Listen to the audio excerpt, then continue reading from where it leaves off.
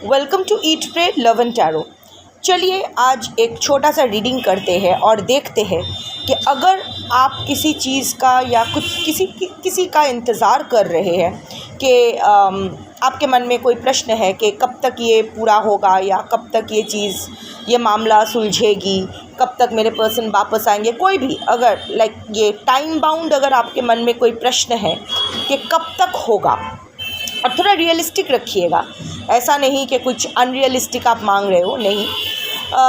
अगर आप ऑलरेडी किसी चीज़ के ऊपर मेहनत कर रहे हो या फिर कुछ मैनिफेस्ट कर रहे हो तो कब तक ये होने वाला है, चलिए टाइम डेक से चेक करेंगे और टैरेट से ये देख लेंगे कि जो भी टाइम फ्रेम आया है उस टाइम फ्रेम में अगर जो चीज़ आप चाहते हो वो आपको हासिल करना है तो आपको क्या करनी होगी।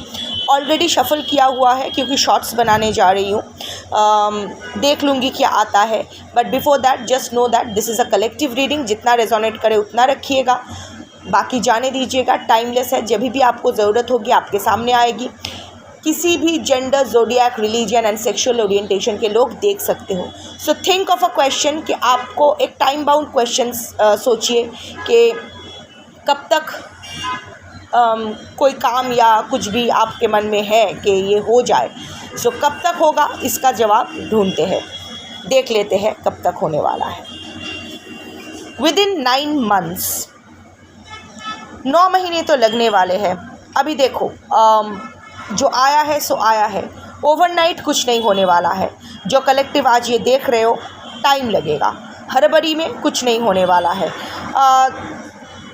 यहाँ क्लॉक पे 2 बजने में 10 मिनट बाकी है, तो हो सकता है सुबह मतलब विदिन दिस टाइम फ्रेम के 10 minutes to 2 से नेक्स्ट 24 आवर्स में 12 मतलब सुबह 2 बजने में 150 से लेके रात के 150 तक, मतलब यही टाइम फ्रेम, ये टाइम इम्पोर्टेंट हो सकता है।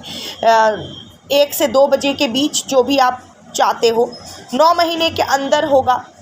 अगर पूरा सल्यूशन नहीं भी मिलता है तो भी जो भी कुछ तो सल्यूशन आपको मिलेगा, कोई पॉजिटिव संकेत, क्योंकि मैं फुलफिलमेंट की तरफ देख रही हूँ, मैनिफेस्टेशन की तरफ देख रही हूँ। तो अगले 9 महीने के अंदर इसी टाइम में सुबह दोपहर के 1 से 2 बजे के बीच या रात के 1 से 2 बजे के बीच आपको इधर कोई न्यूज़ मिलने वाली है या कोई आपको कोई सल्यूशन मिलने वाला है, कोई मैसेज मिलने वाला है, या शायद जो आप चाहते हो वही आपको मिल जाएगा। अभी देखते हैं इसके लिए आपको करना क्या होगा।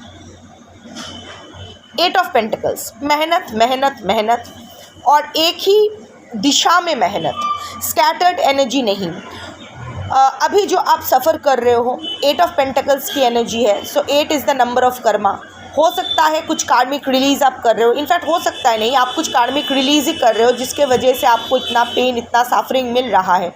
सो जो रिलीज़ हो रहा है रिलीज़ हो जाने दो, पर आप भटको मत, आप निराश मत हो, आप हाल मत छोड़ो, आप उसी दिशा में मेहनत करती रहो। अगर आप प्रोफेशनली किसी चीज़ को अचीव करना चाहते हो तो उस दिशा में आप एक निष्ठ होके डेडिकेटेड वे में कंसिस्टेंटली मेहनत करते रहो।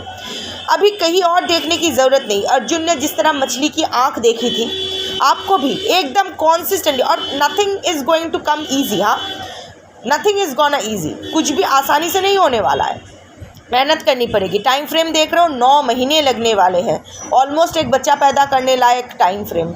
सो इतना अगर टाइम फ्रेम लगेगा तो इसका मतलब आपके अंदर के बहुत सारा कार्मिक सेटलमेंट करना है, ऊपर से आपकी हीलिंग, आपकी एनर्जी पर आपको ही काम करना होगा।